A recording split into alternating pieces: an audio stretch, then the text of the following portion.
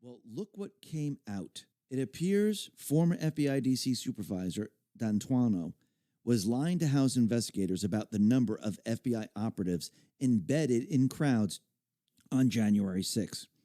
The House Judiciary Republicans, they sent out a letter that includes transcribed testimony from former Assistant Director in charge of the Washington Field Office, Stephen D'Antuono. D'Antuono testified that the FBI had numerous confidential human sources in the Trump crowd on January 6.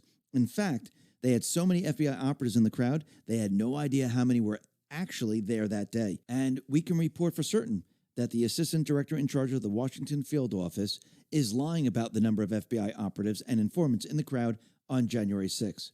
Number one, the FBI infiltrated the Proud Boys, and at least one FBI informant exonerated the Proud Boys of any conspiracy on January 6. Number two, the FBI was recruiting men and women to infiltrate the crowds and work as operatives prior to the January 6.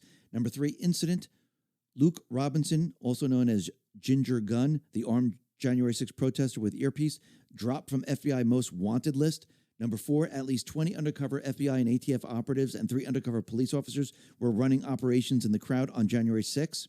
The FBI finally admitted in September 2021 to the New York Times that they were running informants and operatives inside the groups attending the January 6 rallies.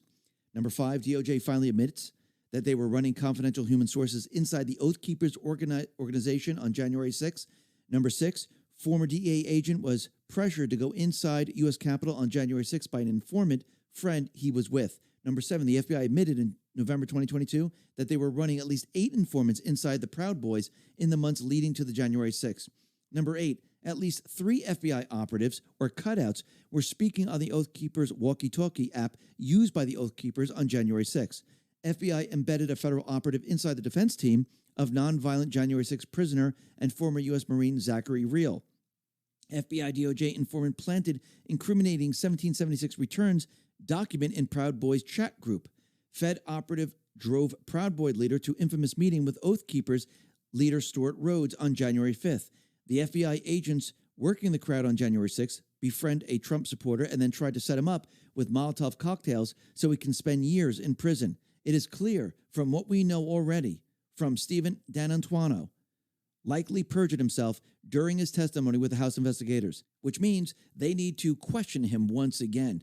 These people are liars. They're part of the criminal syndicate, and the truth is coming out. The other thing that we've come to find out, and this is coming from former Capitol Police Chief Sund, well, he testified he had 3 calls with Pelosi on January 6th, and Pelosi said they never spoke, but Sund says he has the receipts. So once again, you're going to find out that Nancy Pelosi lied to the people.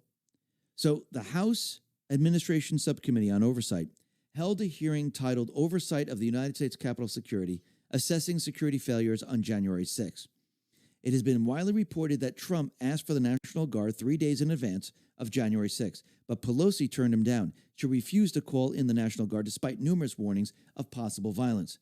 Pelosi then refused to turn over information about her culpability in the security breakdown during the January 6 riot for over a year to congressional investigators.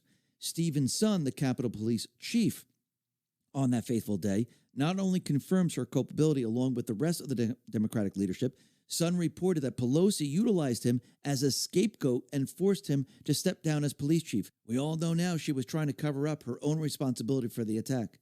The day after January 6, Nancy Pelosi blamed Chief Sund for the security failures that day.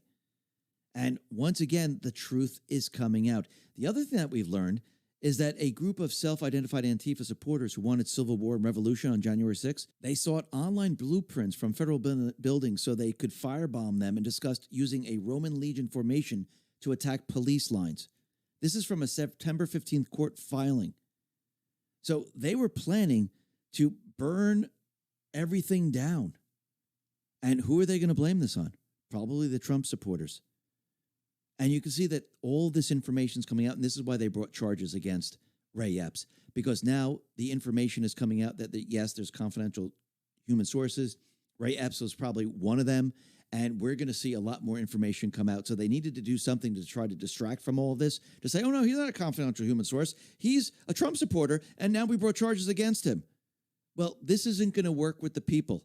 We know And we understand that you've been lying to us, and we can see through this. And I think the people are seeing this every single day.